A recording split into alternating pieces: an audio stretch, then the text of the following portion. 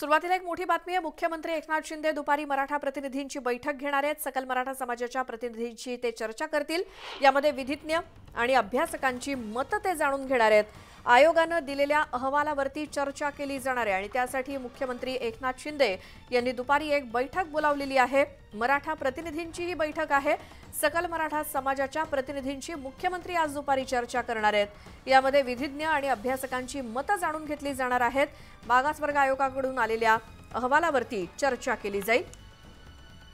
6 दिवस सर्वेक्षण करून हा तयार केलेला अहवाल आज सकाळीच मुख्यमंत्री आणि उपमुख्यमंत्र्यांकडे सादर करण्यात आला आणि याच संदर्भात मुख्यमंत्री एकनाथ शिंदे आज दुपारी बैठक घेणार आहेत मराठा समाजाच्या प्रतिनिधींसोबत।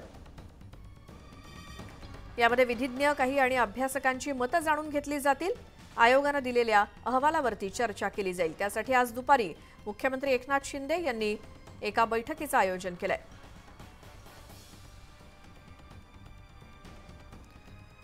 मराठा प्रतिनिधींची बैठक घेतली जाणार आहे कारण आयोगाकडून हा अहवाल तर सरकारकडे सादर करण्यात आलेला आहे आणि आज सकाळीच एक पत्रकार परिषद घेत मुख्यमंत्र्यांनी हा अहवाल स्वीकारला।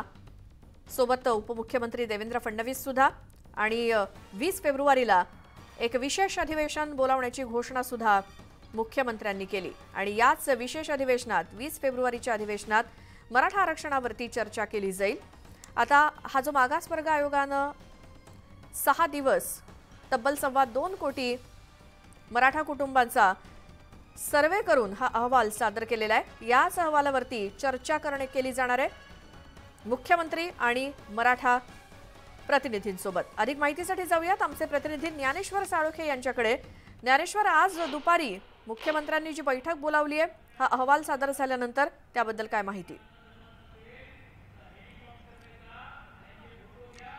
श्वेता, मुख्यमंत्री एकनाथ शिंदे हे आता मराठा समाजाला आरक्षण देण्याच्या दृष्टीनं गतिमान पावलं टाकताना आपल्याला पाहायला मिळतात। आज सकाळीच मागासवर्ग आयोगाचा अहवाल आल्यानंतर मुख्यमंत्री आज कोल्हापूरमध्ये अधिवेशनासाठी दाखल झालेले आहेत। मात्र इथं दाखल होतात मराठा समाजाच्या प्रतिनिधींशी सोबत ते 1 वाजता आहे ते बैठक घेणार आहेत। सर्किट हाऊस या ठिकाणी ही बैठक होणार आणि या बैठकीसाठी कोल्हापूर, सांगली आणि सातारा इथून आता मराठा बांधव येताना आपल्याला पाहायला मिळतात। त्यांच्यासोबत चर्चा आहे ते मुख्यमंत्री करणार आहेत। एकूणच मागासवर्गीय आयोगाचा अहवाल आल्यानंतर या अहवालामध्ये नेमकं काय असणार आहे त्याबाबत तज्ज्ञ समितीची बैठक बसून आहे ते मुख्यमंत्री चर्चा करणार आहेत। याशिवाय मनोज जरांगे पाटील यांचं उपोषण जे सुरू आहे ते उपोषण सोडण्याची विनंती सुद्धा या मराठा समाजाच्या प्रतिनिधींना मुख्यमंत्री आहे ते करणार आहेत। त्यामुळे अत्यंत ही महत्त्वाची अशी बैठक असणार आहे आणि या बैठकीमध्ये नेमकं मुख्यमंत्री एकनाथ शिंदे मराठा समाजाच्या प्रतिनिधींना काय सांगतात हेच पाहणं महत्त्वाचं असणार आहे। मात्र एकूणच पाहायला गेलं तर सकाळी मागासवर्ग आयोगाचा अहवाल आल्यानंतर मराठा प्रतिनिधी जे आहेत ते या अहवालावरती समाधानी असल्याचे